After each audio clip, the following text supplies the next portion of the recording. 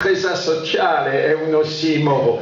Questo non vuol dire, lo dico anche per provocazione, ma anche si può prendere l'idea dell'ossimoro in due sensi, che c'è la contraddizione ontologica o che c'è una contraddizione storica e che assumiamo che l'idea che c'è una contraddizione che vogliamo sovrappassare. Sicuramente la banca non è etica, ma possiamo chiederci: è possibile che diventa etica, come l'impresa non è sociale, ma è possibile che diventerebbe sociale? E questo è molto interessante. È molto interessante il discorso che ha fatto il compagno della banca etica, perché nel nostro piccolo abbiamo una esperienza della banca etica in Francia.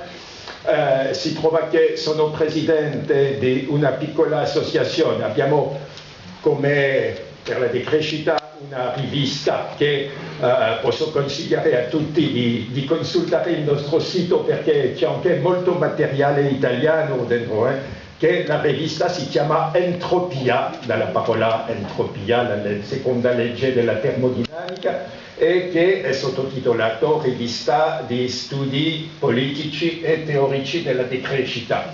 E per sostenere questa rivista abbiamo fatto un'associazione che si chiama Gli Amici di Entropia. E come associazione abbiamo un po' di soldi, le cotizzazioni, le sovvenzioni, eccetera. E abbiamo preso un conto bancario, naturalmente, e siamo andati nell'unica banca in Francia che non è una vera banca, ma è legata a altre banche e che è considerata come etica, tra virgolette, che si chiama la NEF, Nuova Economia Fraternale. E questa banca fa parte, è legata alla banca etica italiana, fanno parte di un gruppo di banche popolari, diciamo.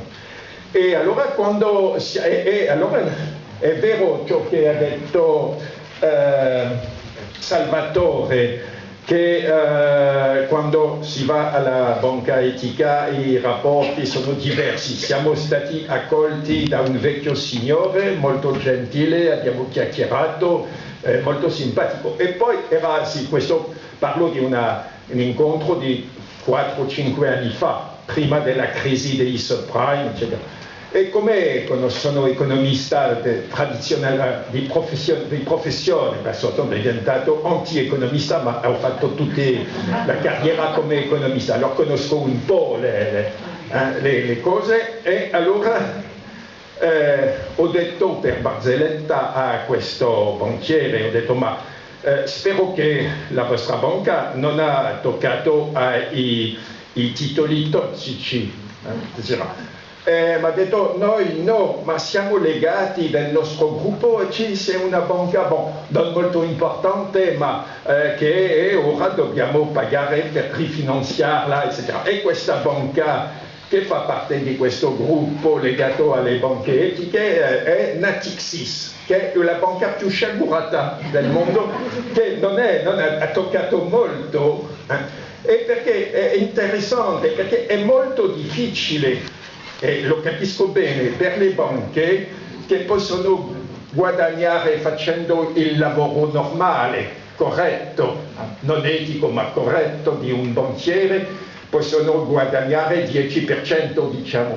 Facendo la speculazione possono guadagnare 300%, eccetera. Allora tutte le banche, anche una banca etica non può, è molto difficile resistere alla tentazione, come diceva, posso resistere a tutto salvo la tentazione. Allora non hanno potuto, hanno fatto questo, solo che come questa banca Natixis, che viene da una banca pubblica all'origine, eccetera, e tutte le altre banche hanno riuscito a ingannarla e l'hanno pagato per tutte. No, allora dico questo per dire che la banca etica, come l'ha detto il compagno, non è ancora una banca alternativa, è una banca un po' diversa. C'è il pericolo che diventa una banca come tutte le banche e questo è anche il pericolo di tutte le esperienze alternative. Allora dobbiamo sempre avere l'idea che facciamo solo un passo verso questa alternativa e che si può sempre andare indietro e che dobbiamo resistere. La resistenza molto importante per fare la dissidenza. E perché l'ultimo obiettivo non è di avere una banca meno sciagurata delle altre, l'ultimo obiettivo è di riappropriarsi della moneta. Se pensiamo che la moneta è un bene comune, non deve essere privatizzata dalle banche, la moneta dobbiamo riappropriarci. Allora al medesimo tempo che c'è una banca un po' diversa, è interessante anche iniziare a riappropriarsi della moneta attraverso le moneta complementari, le moneta alternative, le moneta o qua, come l'aveva provato l'amico Tonino Perna nel Parco dell'Aspromonte, aveva utilizzato